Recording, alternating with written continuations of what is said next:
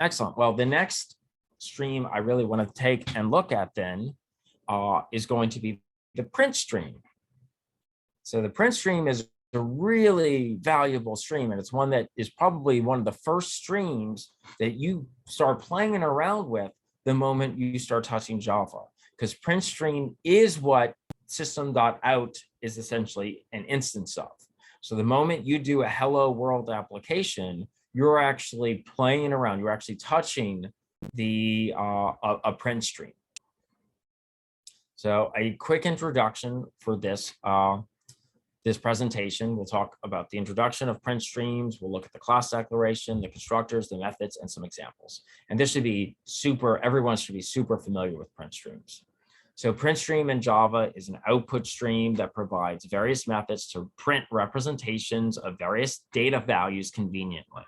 So for example, system.out is a print stream that is most commonly used as the output stream in Java programs. It is an instance of a print stream class. It represents a standard output stream and is generally used to write text output to the console. System.er, whether you use it or not, is also just as available as system.out is. It is also an instance of a print stream class, and it represents a standard error stream and displays error messages similar to system.out, but just in a different stream, so that you can have two different sources of whether something is supposed to be an error log or a normal log message of your application.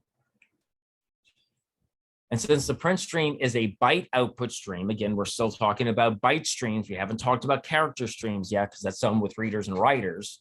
So since it's a byte output stream, it converts all the characters into bytes using the specified encoding or char set in the print stream constructor invocation, or platform's default character encoding if it's not specified.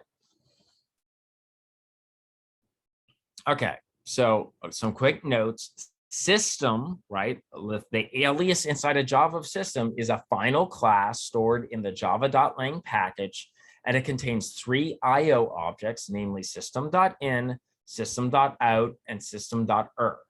So in, out, and are static variables. They're class variables. That's why we don't have to instantiate them. We can dereference them from the class itself. The variable is in its type is an input stream. So the system.in is an input stream, and the system.out and the system.er are print streams. So now, whenever you use system.in, system.out, or system.er, you should now know exactly what part of Java IO is actually pre-instantiated with. So the system class is responsible for performing standard input and output operations.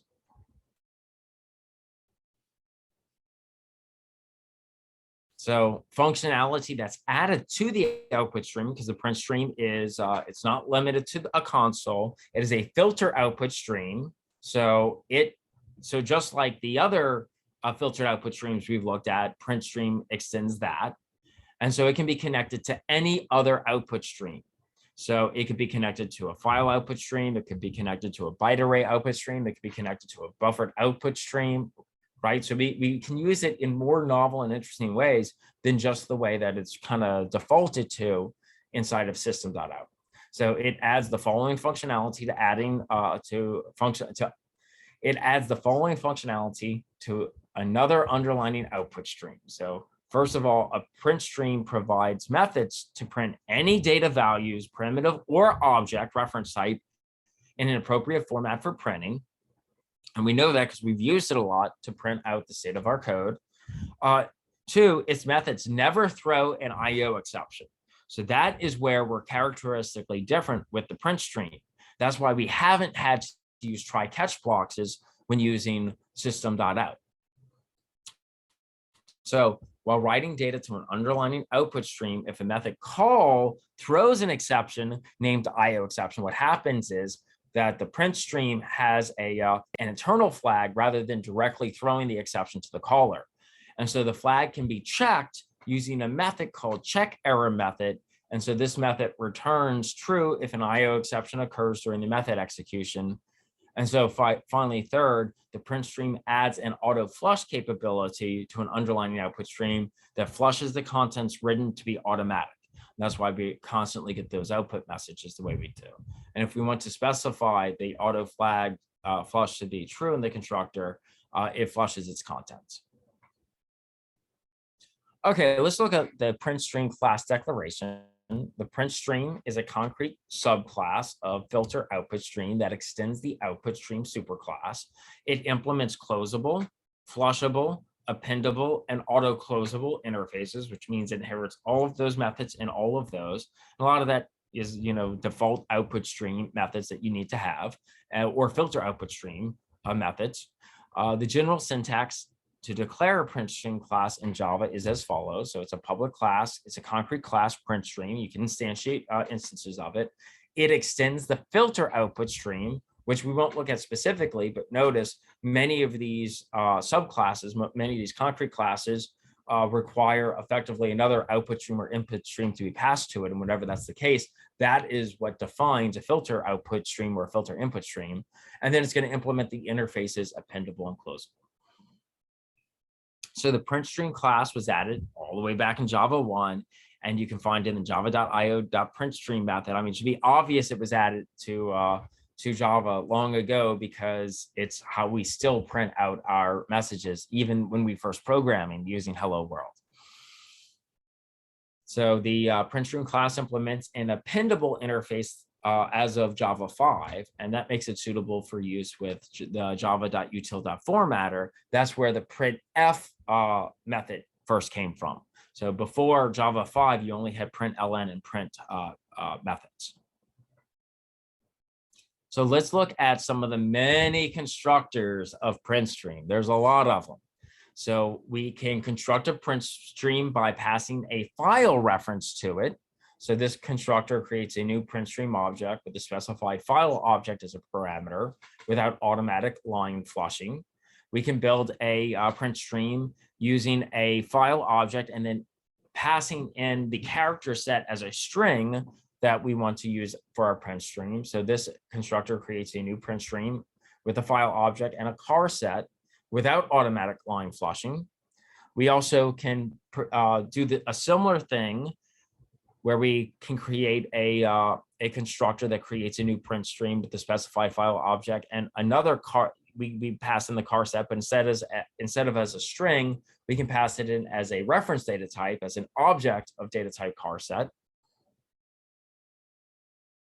Here we can create a PrintStream where we pass in an output stream, because keep in mind it's a filtered output stream, so any other output stream is a suitable target for our PrintStream. We can also do the same thing, but pass in as a second parameter a Boolean value that allows us to toggle auto flush to be on or off, true or false. And so here flushing automatically takes place by the output buffer if it's turned on. We can create a PrintStream where we pass in any kind of output stream, and then as a second parameter auto flush, and as a third parameter the string encoding, like the character encoding, as the third parameter. And we can do the same thing, but instead of using a string, using a char set as the data type that defines the set of characters in our PrintStream. We can create a PrintStream around a string, and we can then, and that creates a new PrintStream with the specified file name without automatic line flushing. So instead of passing in a file object, we can pass in the pathway of a file name, and it can attach that file that way, just like we've been doing in all of our pre-existing examples. We can create a PrintStream where we pass in the file name as a string, and then as a second parameter, the character set as a string that we want our PrintStream to use. And then we could do the same thing as what we did prior, where we pass in a string of the file name, the file path, but instead of a string as the char set, we use a char set data type. So a quick note that the parameter OS defines an output stream, right? That's what we've talked about before, to which values and objects will be printed. So each time we've been talking about passing in these output streams, these are where the data is going to go when we issue write commands or print commands. So when we issue print commands for our PrintStream, it's going to publish it to the output stream, right? Not to the console. Other things to note is constructors can throw file not exception found, so the file is not found. So, and also an unsupported encoding exception if it doesn't support the particular type of encoding that's inside that file. So keep that in mind, that you can get exceptions thrown when using a print stream if you are using a file as your underlining streaming mechanism. Okay, so let's talk about the print stream methods. In addition to methods inherited from the filter output stream class, the print stream class also defines some useful methods. And let's take a look at them. We have the ability to append, right? And so we can pass in a character. So this method appends the specified character to the output stream and returns the stream, the print stream, as a result of that. We also have a append method where we can pass in a character sequence as a data type. So this method appends the specified character sequence to this output stream and then returns back the stream. We have another append method where we can pass in a character sequence and then give it a begin and end point as integers, as index values.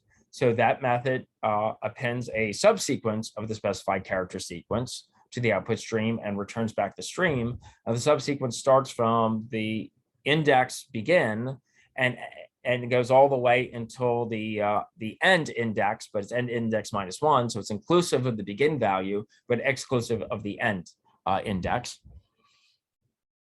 We have a check error, which returns back a Boolean. And so this method flushes the stream and checks its internal error state and returns true if and only if the stream has encountered an IO exception. So it checks for an error and tells you whether an error occurred or not. Because recall that it doesn't throw it automatically, but allows us to check it. We have a clear error method. This method clears the internal error state of this stream. We have the ability to close this stream. We have the ability to flush the stream. That the method flushes the stream, all the data that's buffered into the stream out to whatever the sink is. We have a printf, a formatted print, where we can pass in a string that is the formatted string, and then we can pass in any number of arguments, right, that then get embedded into the formatted string. We have a println method. This is the method that terminates the current line by writing the line separator string, but you can pass and that you can create you can have a println method called without passing in any arguments to it. Then you have print line, a println, where you pass in a Boolean and it prints the Boolean value to whatever the output stream is.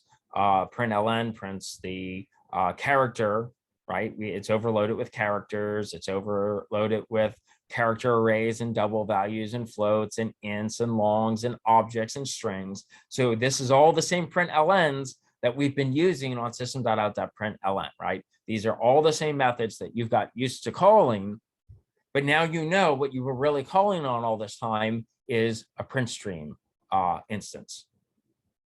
So I'm not going to spend too much on all those methods because these are methods you've seen before.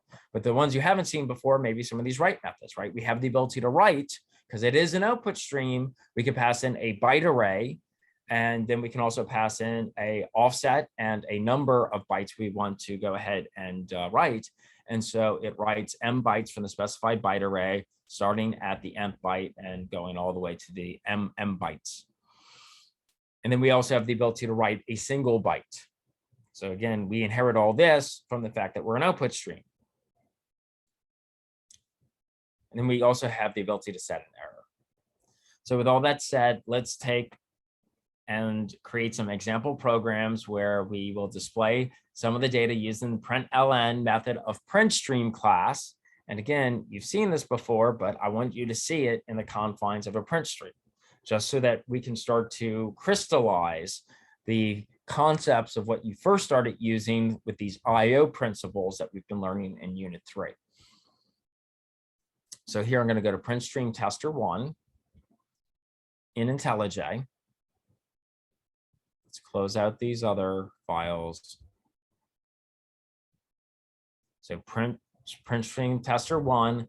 Well, all I'm going to do here is I'm going to go ahead and import a file output stream, because I'm actually going to send my data from my print stream to a file that I'll call outfile.txt. And if it exists, I'm going to delete it right now. So it doesn't exist. So now it no longer exists. Yep.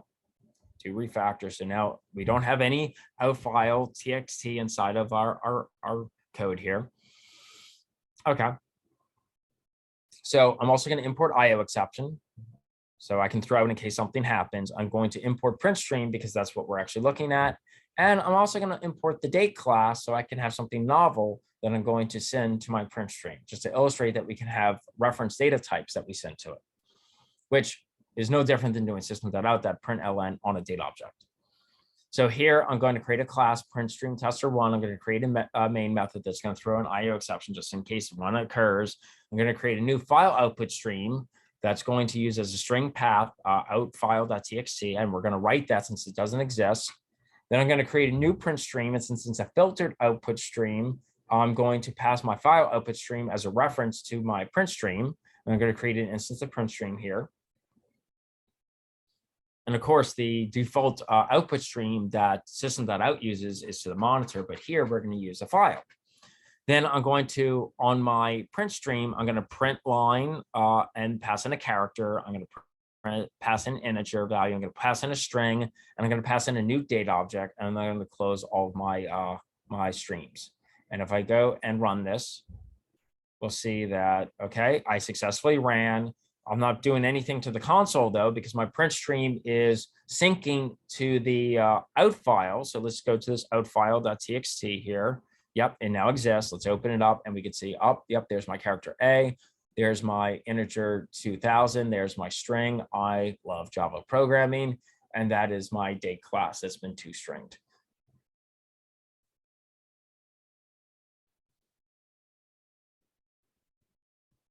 Excellent. So the next thing I want to do is let's go ahead and take a look at the print method and see how the print method for all the same thing we just did, but the only difference is that it does not embed the new line character at the end of it, right? So again, this is something we should already be super familiar with. You've probably been using print methods and println methods since last semester, but we will explicitly look at it again. So let's go to our PrintStream tester 2. Here, I'm going to do all the same imports. I'm going to import a file object stream because I want my sync. I want my data sync that my destination to be a file and not to my monitor, not to my display, not to the console. I'm also going to import IO exception just so I can throw it in case something happens. I'm also going to go ahead and import PrintStream because that's the entire point of this part of this code. We're going to create a class that is PrintStream tester 2. It's going to have a main method that throws an IO exception. Here, we're going to create a new file output stream, and the output stream is going to sync.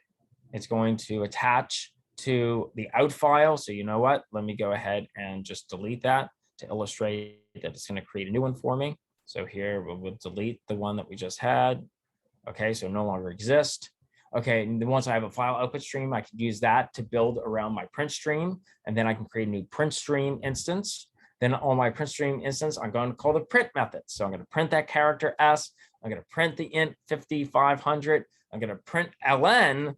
I love Java programming. I'm going to mix and match here, and I'm going to print ln my car S here, and then I'm going to close my streams when I'm done with them. I'm going to run this. We're going to see I'm not printing anything to the console, so I'm just going to get that everything was successful. But now let me go to my out file.txt. Going to double click that and see, yep, you see everything that just used the prints does not have new line characters, right? That was S, and then right on top of that, 5500. Then right after that, the string, I love Java programming, but that one I did print ln. So after that, it's going to insert a new line character. And then after that, it's going to print my car S. And since I use print ln on that, it's going to also have a new line after that. So there's actually 3 lines of text file, where half of them use print and the other use print lns. Just to distinguish between those two, which again, you should be familiar with. I'm just reinforcing what you already know about the print stream. And then there's one last example that I want to use with PrintStream. Let's create an example program where we print some data using the formatted print statement. Again, you should be familiar with this because this is the same method that you've probably used in system.out.printf. And so this method allows us to, it was first released in Java 5, but it's a very powerful method. It's my preferred print statement, honestly, because it allows us to have a formatted method and then use like these placeholder values that we can then have a set of parameters that come behind it and replace that. And allows us to control a lot of formatting. It allows us to also go ahead and make a much more readable formatted string. So again, let me jump over to my IntelliJ so we can actually test this out. And I'll run this so we can look at the data, the output while we go through this. So here, I'm not even going to bother importing the print stream because we're just going to use this to illustrate what we can do with printf in case you haven't covered this yet, some of the formatting instructions you have. So in this instance, I'm just going to use system.out, which is a print stream. So we're going to do public class PrintStream tester3. We're going to make a main method. Here we're going to do system.out.println, displaying some numeric values, right? And so displaying some numeric values, and it's just doing some concatenation there, creating another new line character on top of a new line character. So we have two new line characters. Nothing super interesting there. Something you should be super common with. Then we're going to do print.out.printf. We're going to display some integer values, right? And when we do that, notice there's no new line character unless we embed one. Of course, it works just like a print. Now so what this highlights though is that we can use a printf as just a print statement if we just use the formatted print, and if we don't pass any parameters and don't have any like placeholder values inside the formatted string. Now we can have formatted strings like this where we do printf and the first parameter is a string, and then for each placeholder value, and we insert a placeholder value by putting the % and then a value like D represents decimal, F represents a floating point or double value, B represents a Boolean value, S represents a string. So these are all viable formatting placeholders we can put. So if I put %D, %D, %D, %D, then that's going to mean I need to have 4 parameters that follows my formatted string, and they all have to be of integer data types. So here I'll pass 5, -5, 5, and 5. Now here, what I'm going to do is I can put things in between the % and the D. So here you'll notice I put an open parentheses. Oh, so the first thing is I'll just put the % in D, and see that's not going to do anything. It's just going to print the number. Here, if I put a open parentheses between the % and D, notice what it's going to do is it's going to format that string by putting it around parentheses. Here, if I put a plus sign between the % and the D, it's going to illustrate that that is a positive value. And here, if I put 0.5 between the % and the D, it's going to what's the word I'm looking for? Kind of buffer. It's going to ensure that that number is formatted with that many digits. So this is going to say that this has to be a 5-digit number. And if the digits, if it's not 5 digits, if it's smaller than 5 digits, then it's going to prefix the number with zeros. So here you can see it's a 5, and then there's 4 zeros that's prefixed in front of it. So those are 5 different ways we can format a digit, as you see. Okay, then we're going to print ln. So there's an empty print statement there, a new line. And then we're going to do a default floating point number. So we're going to take this number 99999.99, and we're just going to have a formatted string here that uses %f. So it's a placeholder for floating point number. So we have to have one parameter that is a fractional number. And so we'll see that the default formatting, even though that we gave it 0.99, the default behavior for printing a %f is actually this many digits, right? So it's 1, 2, 3, 4, 5, 6. So it's a precision of 6 decimal places. So even if we only have 2, it's going to just put up to 6 with zeros following that. Here, I also want to illustrate that we can, if we put a comma between the % and our numerical value, so in this instance, it's a floating point number, it can also use as a delimiter your traditional comma separators. So here, 9, comma 999, comma 999.99. And again, it's using the same precision level of 6 because that's the default. And if you want to control the amount of precision, what you could do is you could do also 0.02. So let me just highlight this. If I do 0.02 here and run that code, that would set the precision points to just 2. So if we go back and look at this, you could see, oh yeah, look, it's only 2 precision points now.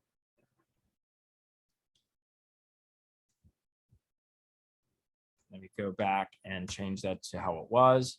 And then finally, you could see we could do some of the other things that we were doing before, such as if it were a negative number, notice it will do a negative number with the commas, or we could put a comma, and we could start adding multiple instructions on the tail end of this. So we could do comma.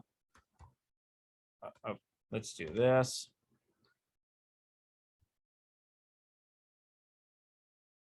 And here, notice I have parentheses, I have commas, and I also went ahead and I limited the decimal places by 2. So I can start to add multiple formatting instructions between my percent and F. So if you haven't really taken a deep examination of how powerful printf is, this is just a quick demo of that.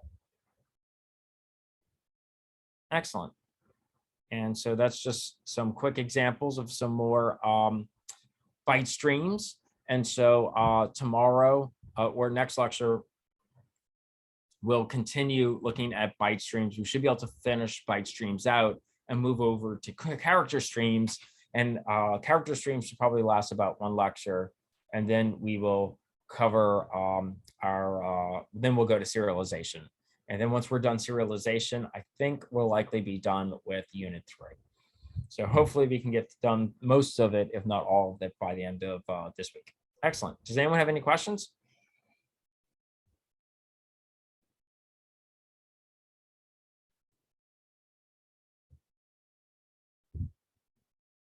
Okay, well, if not, I will go ahead and end today's lecture.